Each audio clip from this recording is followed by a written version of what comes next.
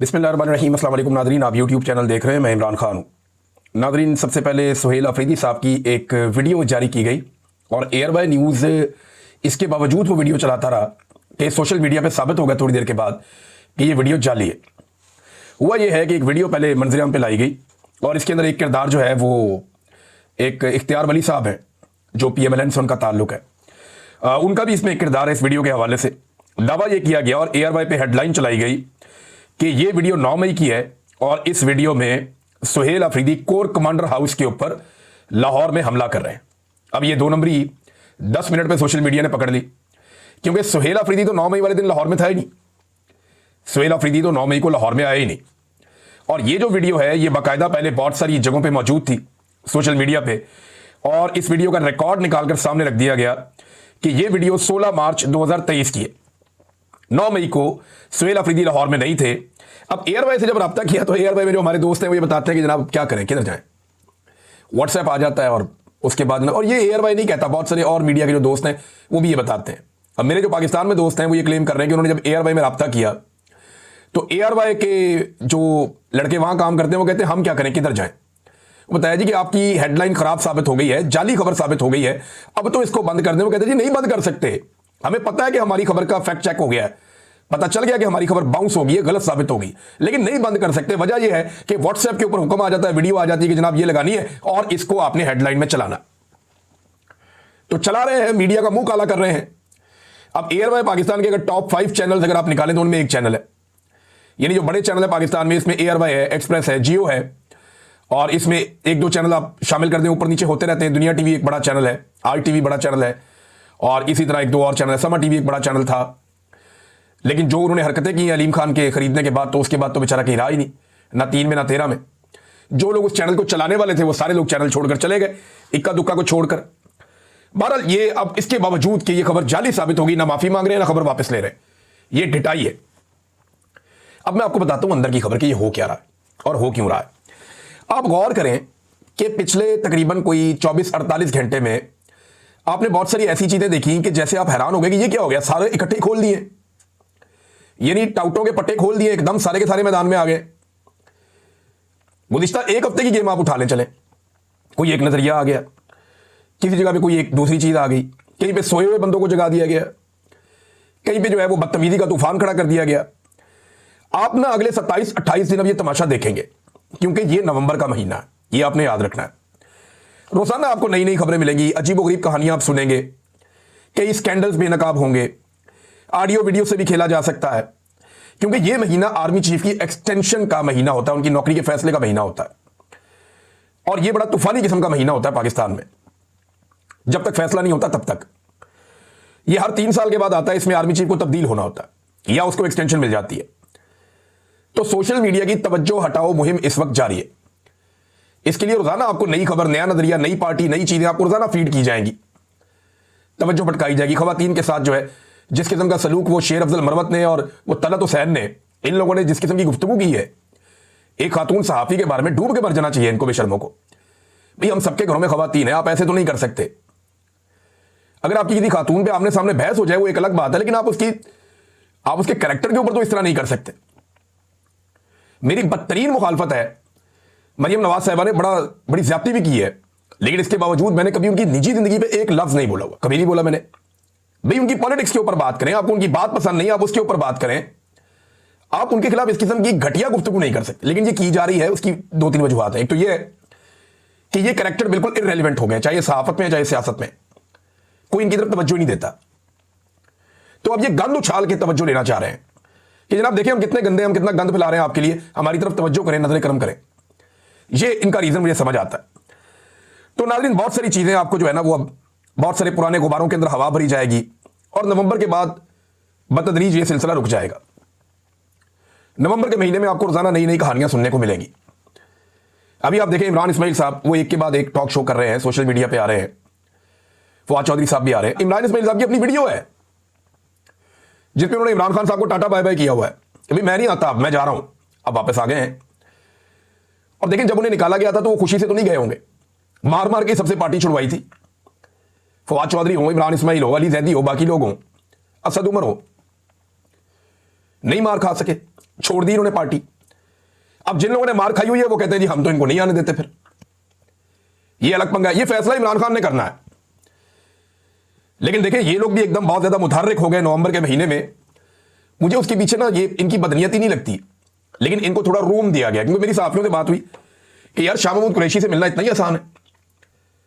अभी एक और भी बीमार होकर पहुंचे हैं, मियां महमूद रशीद साहब को भी अस्पताल शिफ्ट किया गया है। क्या इन लोगों को मिलना इतना आसान है? तो जो जर्नलिस्ट है लाहौर में उन्होंने मुझे कहा, उन्होंने कहा बिल्कुल आसान नहीं है। जब तक कि आपके ऊपर नजर करम ना हो, आपको मौका ना दिया जाए, आप जाकर नहीं मिल सकते। ऐसा नहीं है कि आप मुंह उठाकर जाएंगे और जाकर आपकी मुलाकात हो जाएगी शाह महमूद कुरैशी साहब से या किसी और से। ये बाकायदा प्लान के तहत होता है और इनको मुलाकात के लिए बाकायदा ऐसा लगता है बुलाया गया था। ये जो जर्नलिस्ट है लाहौर में उनका दावा है। बाकी लोग भी मिलने की कोशिश करके देख ले, वो कह रहे जी हमने कोशिश की है, वहां तो इतना कड़ा पैरा है कि वो ऐसे मिलने नहीं देते। लेकिन एक के बाद एक चीज आप सुनेंगे, और एक्सटेंशन की ख्वाहिश जो है ना, हमने इसको नहीं भूलना। एक्सटेंशन की ख्वाहिश एक ऐसी बीमारी है जिसने पाकिस्तान को अंदर से खोखला कर दिया। शख्सियत परस्ती से निकलकर इदारों को प्रोफेशनल अंदाज में चलाने की जरूरत है, और इसी से यह मुल्क आगे बढ़ेगा। जब जब पाकिस्तान में मार्शल लॉ लगता है या किसी आर्मी चीफ को एक्सटेंशन मिलती है, पाकिस्तान का बहुत नुकसान होता है, पाकिस्तान हमेशा पीछे चला जाता है। और आज इन्हीं एक्सटेंशनों की वजह से और इन्हीं मार्शल लॉ की वजह से हम पूरे खित्ते के अंदर सबसे पीछे रह गए। और पाकिस्तान का देखें ना, असल में फैसला ही तो आर्मी चीफ का फैसला ही तो असल फैसला होता है। ये जो इलेक्शन होते हैं ना कौमी असेंबली सूबाई असेंबलियों के, ये छोटा इवेंट होता है। इसमें वो हुक्मरान आते हैं जिनके इख्तियारात बड़े महदूद होते हैं। ये जो आर्मी चीफ की तब्दीली एक्सटेंशन होती है, ये बहुत बड़ा इवेंट होता है। इसमें वो हाकिम आता है जिसके पास सारी पावर्स होती हैं। उल्टी गंगा बह रही है ना पाकिस्तान में कि आर्मी चीफ को वजारत दिफा के अंडर होना चाहिए, लेकिन पूरा का पूरा मुल्क आर्मी चीफ के अंडर में होता है। ये हम जानते हैं, आईन में नहीं लिखा, लेकिन ये हकीकत है। आईन के अंदर नहीं लिखा। आपके वजीर आजम को जाकर अक़वाम मुत्तहिदा में खड़े होकर यह कहना पड़ता है, अमेरिका का जो सदर है वो आपके आर्मी चीफ से पहले मिलता है। यह एक हकीकत है, इससे हम आंखें बंद तो नहीं कर सकते ना।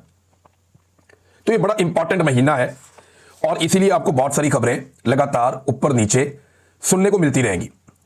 मैंने साथियों से पूछा है कि जाके कोई ऐसे मिल सकता है शाह महमूद कुरैशी साहब को, तो उन्होंने कहा जी नहीं, इतना आसान नहीं है, ऐसे ही कोई जाकर नहीं मिल सकता। नादरीन, इमरान खान साहब के हवाले से एक चीज मैं आपको बताना चाहता हूं, क्योंकि बात छिड़ी है तो मैं आपके सामने रख देता हूं कि कभी आपने सोचा है बतौर पाकिस्तानी कि पाकिस्तानियों की अक्सरियत ने इमरान खान को वोट डाला। ज्यादातर पाकिस्तानी इमरान खान को वजीर आजम देखना चाहते हैं। उन्होंने इंतखाबी निशान के बगैर किसी का वोट उठा के वहां फेंक दिया, दूसरे का वहां, तीसरे का वहां, फिर भी निकल निकल के उन सबने वोट डाला। इमरान खान साहब को 2/3 अक्सरियत लोगों ने दिलवाई। लेकिन पूरी अवाम ने जिसके साथ खड़े होकर दिखाया, पाकिस्तान के सरकारी मुलाजिमीन की जुर्रत आप चेक करें कि अवाम की मर्जी और मंशा के खिलाफ 2.25 साल हो गए, ना आप उस आदमी को सुन पाते हैं ना देख पाते हैं। ऐसा कभी नहीं हुआ, किसी के साथ नहीं हुआ जो इमरान खान के साथ हो रहा है। कलभूषण यादव की भी वीडियो आ जाती है अपनी फैमिली से मुलाकातों की, इमरान खान की नहीं आती। यह बात आप जहन में रखें। पाकिस्तान की मिलिट्री एस्टेब्लिशमेंट ने यह तय कर दिया और उन्होंने कहा कि वो ये करके दिखाएंगे। पाकिस्तान की अवाम बेशक पूरी इमरान खान के साथ खड़ी, लेकिन चंद सरकारी मुलाजिमीन की अब जुर्रत देखें कि 2.25 साल हो गए पाकिस्तान के सबसे बड़े लीडर को ना अवाम को देखने दिया, ना सुनने दिया। ना उसकी वीडियो बाहर आती है, ना उसकी ऑडियो बाहर आती है, और ना वो पब्लिक के सामने लाया जाता है। यह है जिद, इसको कहते हैं जुल्म, इसको कहते हैं जबर और जमहूरियत का कत्ल जो पाकिस्तान में हो रहा है। और पाकिस्तानी अवाम की आप बेबसी देखिए। लेकिन कब तक ये खेल, यानी तारीख याद रखेगी ना, तारीख याद रखेगी, एक एक बच्चा याद रखेगा। आज स्कूलों के बच्चे, कॉलेजेस के बच्चे, वो सारे इमरान खान को फॉलो करते हैं। ये याद रखेंगे कि पाकिस्तान की मिलिट्री एस्टेब्लिशमेंट ने पाकिस्तान के सबसे मकबूल लीडर के साथ क्या किया था। आप 50 साल बाद भी इस दाग को नहीं धो पाएंगे। भुट्टो इमरान खान की निस्बत बहुत कम मकबूल आदमी था। आज तक आप वो जख्म चाट रहे हैं जो भुट्टो आपको दे गया है। सोचें अगर इमरान खान को कुछ हुआ तो तारीख में क्या लिखा जाएगा। लोग सिर्फ ये नहीं कहेंगे कि इस वक्त कौन आर्मी चीफ था और कौन डीजीआई सही था, नहीं, पूरे के पूरे निजाम के ऊपर दाग लगेगा। मिलिट्री एस्टेब्लिशमेंट जख्म चाटती रहेगी लंबे अरसे तक, अवाम माफ नहीं करेंगे। ये मैं आज वार्न कर रहा हूं और ये होगा। और जब जब ये होगा मैं याद दिलाऊंगा, मैंने पहले कहा था, क्योंकि मैंने आपको 3 साल पहले कहा था कि आपको पहली मर्तबा टक्कर के लोग मिले, बाद आ जाओ, ये हरकत ना करना। उससे भी 2 साल पहले मैंने कहा था 2020 में कि इमरान खान आपसे पूछेगा नहीं कि मुझे क्यों निकाला, वो आपको बताएगा कि मुझे क्यों निकाला। वो हैप्पी बर्थडे टू यू नहीं कहेगा, वो आपके गले पड़ जाएगा, ये तजर्बा मत कीजिएगा। 2020 में मैंने कहा था। आज 5 साल हो गए उस बात को साबित हो रही है ना। तो मेरी बात लिख कर ले लेंगे, पाकिस्तान की नस्लें आपको माफ नहीं करेगी जो आप पाकिस्तान के साथ कर रहे हैं। ये तारीख लिखी जा रही है, बल्कि लिखी जा चुकी है, पीछे क्या हटना इसमें। नाज़रीन, पंजाब बार के इंतखाबात की तरफ आते हैं। पाकिस्तान तहरीक इंसाफ ने काफी सीटें जीत ली हैं। मेरी कुछ साथियों से बात हुई, वो कह रहे हैं अभी रिजल्ट मुकम्मल नहीं आए, लेकिन दूसरी तरफ भी सीटें जीत रहे हैं जो तहरीक इंसाफ के हमायती उम्मीदवार नहीं है, वो भी जीत रहे हैं। और पाकिस्तान तहरीक इंसाफ बहुत बड़ी कामयाबी हासिल कर लेती अगर हामिद खान ग्रुप और ILF के बीच में इख्तलाफात पैदा ना होते। तो ये मुझे 2-3 जर्नलिस्ट हैं जिनसे मैंने बात की, जो अदालतों को कवर करते हैं, जो इलेक्शंस को कवर कर रहे हैं, उन्होंने कहा कि इमरान साहब बात बड़ी सादा है। हामिद खान ग्रुप एक बड़ा तगड़ा, बड़ा जबरदस्त ग्रुप है और वो कई मरतबा इलेक्शन जीता भी है, उनके पास उम्मीदवार भी हैं, जबकि ILF के पास बहुत तवानाई है और बहुत सारे वोट हैं। अगर ये दोनों ग्रुप आपस में सही तरह जुड़ जाते तो ये वन साइडेड मैच होता और ये मैच जीत भी जाते। लेकिन हुआ क्या कि आपसी इख्तलाफात की वजह से फायदा उठाया दूसरे ग्रुप ने, तो उनकी सिचुएशन कुछ हद तक बेहतर है। लेकिन अभी पूरे रिजल्ट आएंगे तो पता चलेगा कि हुआ क्या और हो क्या रहा है। नाज़रीन, एक मैं पहली दफा शाबाश देना चाहता हूं पंजाब हुकूमत को। वैसे तो मैं टिकटॉकर हुकूमत कहता हूं और ये जाली हुकूमत है। हुकूमत करने का जवाब तो इनके पास है नहीं, टके का जवाब नहीं है इनके पास हुकूमत करने का। लेकिन एक पेपर मैंने पढ़ा और ये खानेवाल से एक पेपर आया और असिस्टेंट कमिश्नर की जानिब से पेपर जारी किया गया, ये पंजाब हुकूमत का है। ये पेपर पढ़ने के बाद मेरा दिल किया कि शाबाश देनी चाहिए।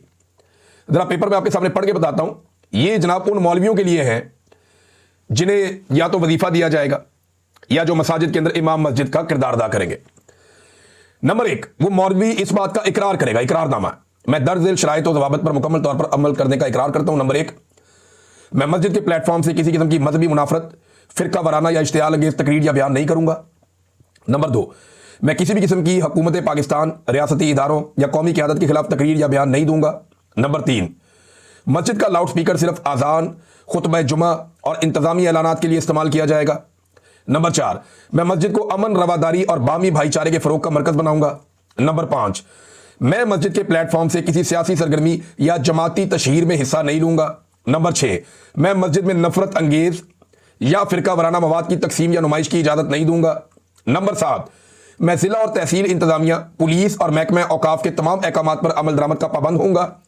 नंबर 8, मैं जुमा, ईदैन और दीगर इज्तिमात के मौका पर नज़्म व ज़ब्त बरकरार रखने के लिए इंतजामिया से मुकम्मल ताउन करूंगा। नंबर 9, मैं किसी भी मौका पर अमन व अमान के क़याम के लिए हुकूमत वक्त से हर मुमकिन ताउन फराहम करूंगा। नंबर 10, मैं तस्लीम करता हूं कि अगर मैं इन हदायत की खिलाफ वर्जी करूं तो मेरे खिलाफ कानून के मुताबिक कार्रवाई अमल में लाई जा सकती है। मैं इन तमाम शराइत का इकरार करता हूं। नीचे दस्तखत है। मेरे ख्याल में जिस आलिम को या जिस इमाम को वजीफा दिया जाए, सिर्फ उससे ही नहीं, बाकी तमाम जो मसाजिद के अंदर उलमा इकराम या मौलवी हज़रात मौजूद हैं, उन सबसे इस तरह के कागज़ों पर दस्तखत करवाने चाहिए और उन्हें बाउंड करना चाहिए कि मस्जिद को जो है वो एक दीनी मकासद के लिए वक्फ किया जाए। और वहां पर जो सरगर्मियां की जाती हैं, यानी मैं तो उलमा इकराम पे हैरान होता हूं, वो चिल्लाते रहते हैं मरे हुए यजीद पे और मरे हुए फिरौन पे, जो आज के दौर में है उसके ऊपर तो बात ही नहीं करते और नफरत फैलाते हैं। हमेशा इन्हें इस्तेमाल किया जाता है और ज्यादातर इन्हें एस्टेब्लिशमेंट इस्तेमाल करती है। लिहाजा ये एक अच्छा कदम है।